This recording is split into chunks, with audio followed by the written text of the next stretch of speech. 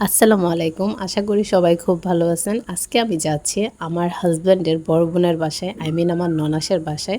আর সেখানে গিয়ে আমার তাদের সাথে কেমন সময় কাটলো এবং আমরা লাঞ্চে কী খেলাম, কোথায় গেলাম সবকিছুই থাকছে আজকের ভিডিওতে। কি খুঁজতেছ? জুয়েলারি। এখন আমি সাজুগুজু করবো, রেডি হবো। থিঙ্ক এটা ভালো লাগবে না? ভালো লাগতেছে। তুমি তো হচ্ছে একটা আনরোম্যান্টিক জামাই, যে বউ একটু হেল্প করে না। আমি যে হেল্প করলে ক্যামেরা ধরবে কে? এমনিও ক্যামেরার আড়ালেও সবসময় আমিই করি, তুমি তো আমাকে পড়ায়ও দাও না। ও আচ্ছা। ও আচ্ছা না, সত্যি কথা। অভি খুবই আনরোম্যান্টিক, এটা সবাইকে আমি জানাই রাখতেছি। সবাই জানে আমি কত রোমান্টিক। একদমই মিথ্যা কথা। ওয়াও, দেখি। আমরা ওই যে জাদুঘরের ওইখানে ঘুরতে গেছিলাম না? ও হ্যাঁ, তাজমহল। হুম। তোমার তো কিছুই মনে থাকে না, এই বাং- জন্যই বলি আনরোম্যান্টিক। বাংলা তাজমহল। এটা কি বলো তো? এটা হইলো যে একটা শামুক, যেখানে শামুকের মধ্যে অভি আর মুক্তা লেখা। আর এখানে না, ওয়াও, শামুকের মধ্যে 10 টাকা। ওয়াও। আমি তো বলতেই পারবো না। ওয়াও, এটা না কানে নিলে শব্দ করে। এখন করে? Hello hello. হ্যাঁ। আমরা বের হয়ে পড়ছি, ওর জন্য অনেক লেট হয়েছে। না, একদমই না, অভির জন্য। ও হচ্ছে আমার জিনিসগুলো কোথায় কোথায় রাখছে, আমি একদমই খুঁজে পাই না। তোমার জিনিস আমি কেন রাখবো, তুমি রাখবা।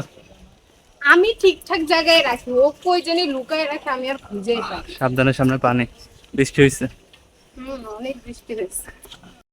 আজকে একদম সকাল সকাল ঘুম থেকে উঠে রেডি হয়ে নিলাম, ভাবলাম আজকে বাসায় কোনো কিছু করব না, বাইরে বের হয়ে নাস্তা করব, কিন্তু এত ঝুম বৃষ্টি হয়েছে, বাইরে বের হতে হতে অনেক লেট হয়ে গেছে।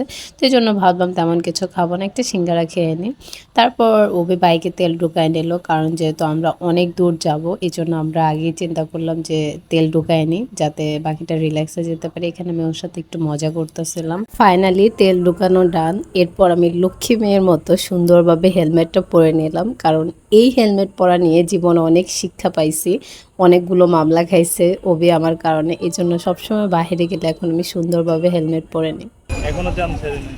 হ্যাঁ, অনেক অনেক প্যারা লাগতেছে। বাবুবাজার ব্রিজে সবসময় জ্যাম থাকে, খুবই ডিসগাস্টিং।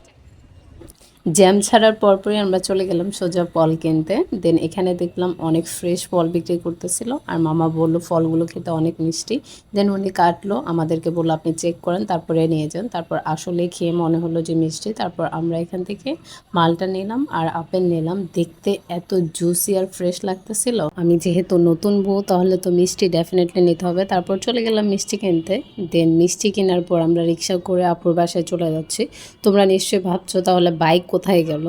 বাইক ওবি গ্যারেজে রেখে দিছে, যেহেতু আপুর বাসায় পার্কিং ছিল না, তার জন্য আমরা ওখানে বাইকটা রেখে সোজা আপুর বাসার জন্য রওনা দিয়ে দিলাম রিক্সা করে। বাবু, আদিপ, তাকাও, তুমি না ভালো ছেলে। তারপর ফাইনালি আমরা চলে গেলাম ওবির বড় বোনের বাসায়। তারপর সেখান থেকে ওবির বড় আপু জেনে তিনি বলল আজকে আমরা বাহিরে লাঞ্চ করব, চলো বাসায় ওয়েট না করি, বাসায় পরে এসে আমরা আড্ডা দিব। তারপর যেই কথা সেই কাজ, বলল এই রেস্টুরেন্টটা তারা খায় এবং এই রেস্টুরেন্টের খাবার অনেক বেশি মজা। তারপর আমরা সবাই মিলে একসাথে চলে গেলাম রেস্টুরেন্টে। উনি হচ্ছে আমার এই কিউট সিস্টারের হাজবেন্ড, আর তারা হচ্ছে তাদের কিউট কিউট ছেলে আদনান। আর এই যে সে হচ্ছে তার আহ, মামার সাথে রাগ করছে, তাই সে আসবে না। আর উনি হচ্ছে আমার কিউট আপু। সে হাই আপু। হাই। এই যে এখানে স্যুপ চলে আসছে, আমরা এখন খাবো। আর এখানে হচ্ছে এটা ওয়েলকাম ড্রিঙ্ক ছিল, খেয়ে দেখবো টেস্ট কিরকম। শুরুতেই চলে আসলো স্যুপ এবং অন্থন, তারপর দুলাভাই আমাকে সার্ভ করতেছিল। আসলে ভাইয়া অনেক বেশি কেয়ারিং ছিল, আর উনি সব কিছু অনেক সুন্দরভাবে হ্যান্ডেল করতেছিল। আমার কি লাগবে, আমি কি খেতে পছন্দ করি, সব কিছু জিজ্ঞেস করছিল বারবার। তারপর খাওয়ার মধ্যে ওবি আবার রাজনৈতিক আলোচনা শুরু করলো, তারপর আমি ওকে একটা থ্রেড দিলাম। রাজনৈতিক আলোচনা নাই এখানে। এই যে পুলিশ ফোন দাও, আদনান, পুলিশকে ফোন দাও। জাস্ট লুক অ্যাট দিস, কালারটা দেখো, ইটস লুক সো ইয়ামি, দেখতে অনেক বেশি ইয়ামি লাগতেছে। এছাড়া এখানে অনেকগুলো চিকেন, তারপর মাশরুম, তারপর হচ্ছে চিংড়ি, সব কিছু একদম ভরপুর ছিল। খাবারের টেস্ট অনেক মজার ছিল, আমাদের সবার ভীষণ ভালো লেগেছে। আমরা সবাই একদম খেয়ে স্যুপটা ফিদা হয়ে গেছে। এরা হচ্ছে ভাই বোন, তোমাদের না চেহারায় অনেক মিল আছে, কেউ বলছে এটা? হুম, হ্যাঁ, আদনানের সাথে তোমার চেহারায় মিল আছে। আমরা সবাই চলে গিয়েছিলাম শর্মা কিং রেস্টুরেন্টে, যেখানে 4 জনের একটা সেট মেনু ছিল এবং 8 জনের সেট মেনু ছিল। যেহেতু আমরা মানুষ ছিলাম 6 জন, তো আমাদের 4 জনের সেট মেনু নিলে হবে না, তো আমাদেরকে 8 জনের সেট মেনু অর্ডার করতে হয়েছে। তো সেখানে ছিল চিকেন কারি, তারপর হচ্ছে ক্যাশনার সালাদ, তারপর হচ্ছে ভেজিটেবল রাইস, চিকেন ফ্রাই, এই তো, তারপর একটা ভেজিটেবল আইটেম ছিল।